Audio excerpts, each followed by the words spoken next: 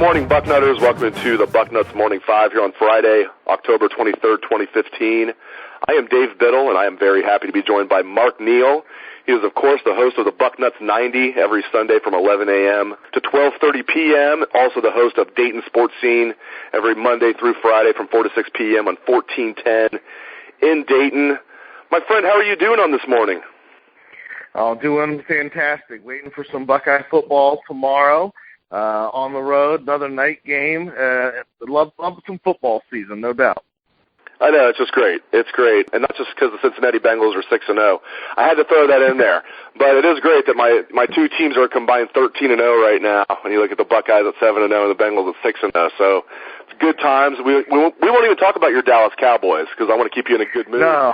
But, yeah, it's a long season, though, Dave. It is. As I definitely know as a Bengal fan, trust me.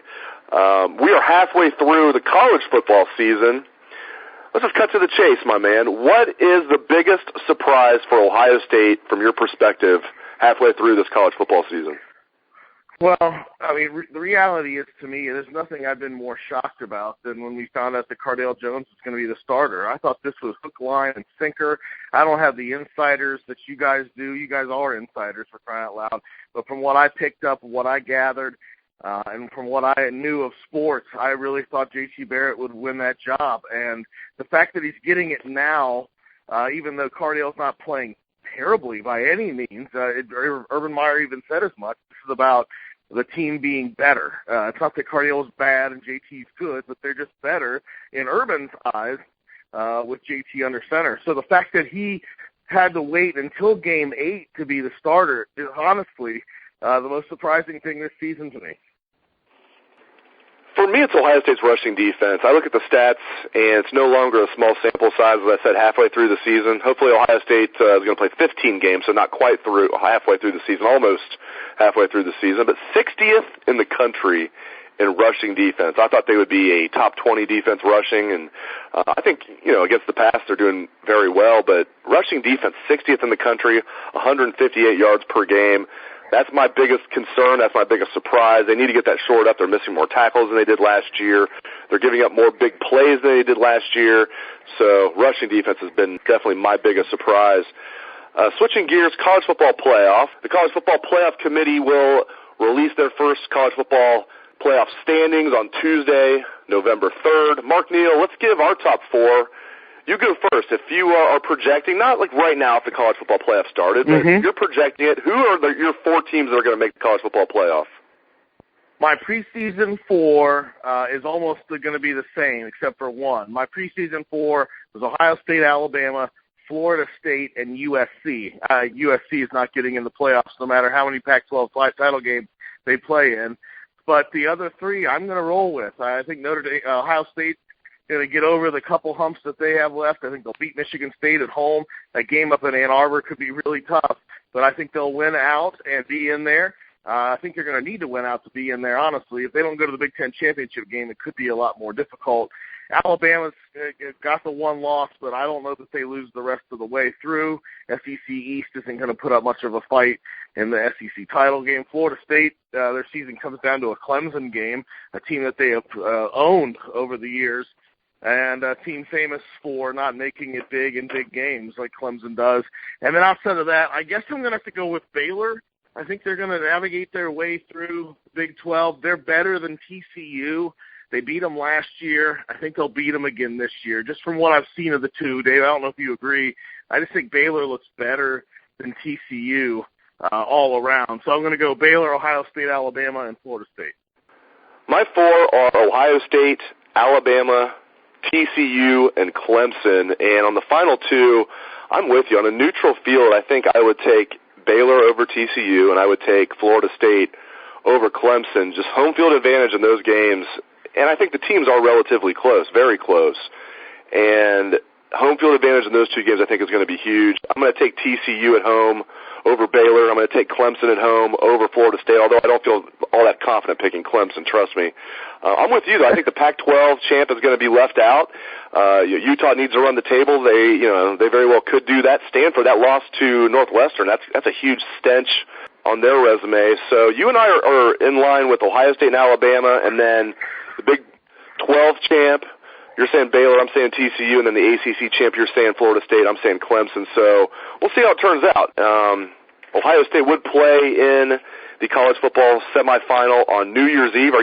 Are you doing anything on New Year's Eve, Mark? I believe I will be attending something that night, yes. Okay. Do you want to tell the listeners what? I'll be getting married that night, but congratulations! Thank you, and on in spirit too. So, no, I obviously knew that, but I want to congratulate you, and we'll see.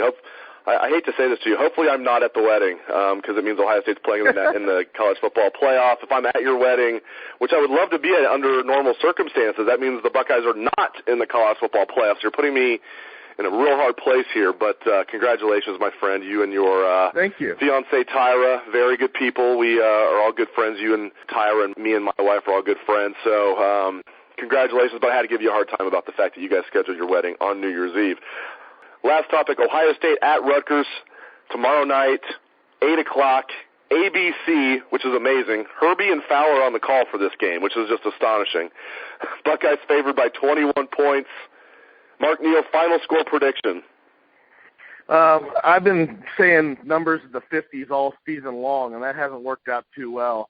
But, it's one of those things where I know I've said it for 4 straight weeks, but I think I really mean it right now. I think the Ohio State offense figures it out. I honestly feel, Dave, that they're going to walk into the locker room at the half, 42 points on the board. I think they're just going to come out like with their hair down, comfortable.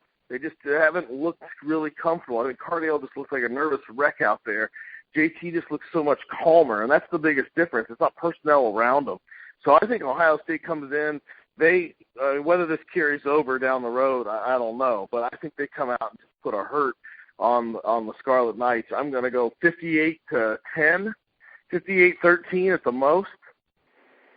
I liked it. I thought I was going a little homerific. I'm going 49-20 Buckeyes.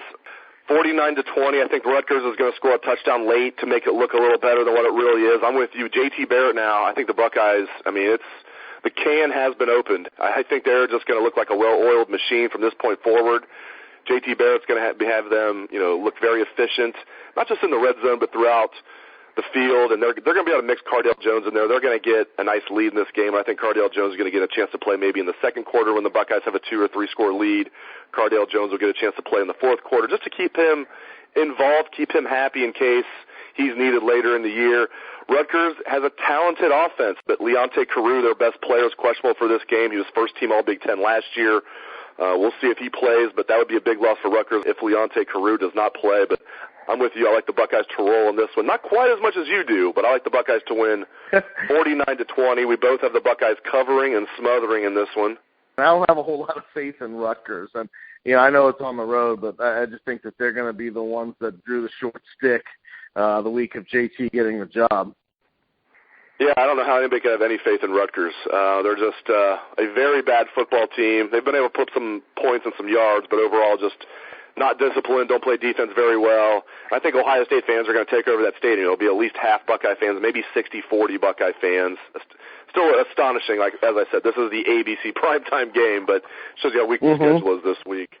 Great stuff out of Mark Neal. Again, you can catch him every Sunday on the Bucknuts 90. He is the host of that show from 11 a.m. to 12:30 p.m. He is also the host of Dayton Sports Scene Monday through Friday from 4 to 6 p.m. Wing, ESPN Radio 1410 in Dayton. Thanks again, buddy. I really appreciate your time. Thanks for having me on, man. Talk to you soon. Also, thanks to the listeners out there. Appreciate you guys tuning into the show. Hope you have a great day and a great weekend. Take it away, best damn band in the land.